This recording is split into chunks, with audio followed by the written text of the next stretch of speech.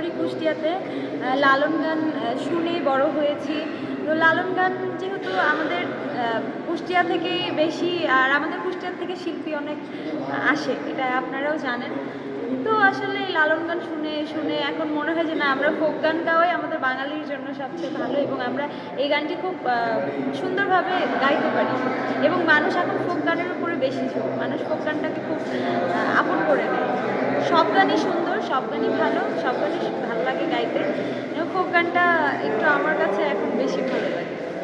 আসলে এই যে আপনি কুষ্টিয়ার কথা বললেন, আসলে কুষ্টিয়ার মেয়ে বলেই কি আসলে ফোক গানটা বেছে নিয়েছেন? মানে কুষ্টিয়া মানে তো লালন, ওখানে ফোক সবকিছু গানটা মিলে। আসলে কুষ্টিয়ার মেয়ে, এই জন্যই গাচ্ছি হয়তো বা এখন। এখন যখনই বলি যে আমার বাড়ি কুষ্টিয়া, ও আচ্ছা এই জন্যই ফোক গান গাও। তো এখন ওই রকমই হয়ে গেছে, কুষ্টিয়ার মেয়ে এই জন্যই হয়তো বা ফোক গান গাচ্ছি।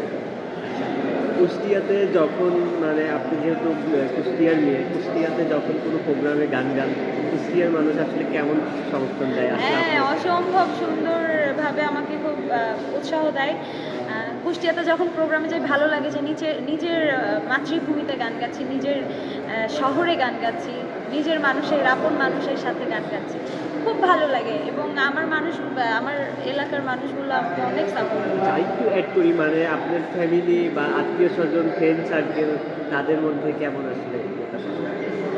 আহ, আমি বুঝিনি ফ্রেন্ডস। মানে ফ্রেন্ড সার্কেলের থেকে ফ্যামিলি, আত্মীয় স্বজন, তাদের থেকে সাপোর্ট কেমন পান? আচ্ছা, ফ্যামিলি থেকেও আমার পুরো ফ্যামিলি আমাকে অনেক সাপোর্ট করে, এবং তারা খুব গর্ব করে আমাকে নিয়ে যে হ্যাঁ, সঙ্গী গান গাচ্ছে, ফোক গান গাচ্ছে, আধুনিক গান গাচ্ছে, এটা তারা খুব ভালোভাবে দেখে।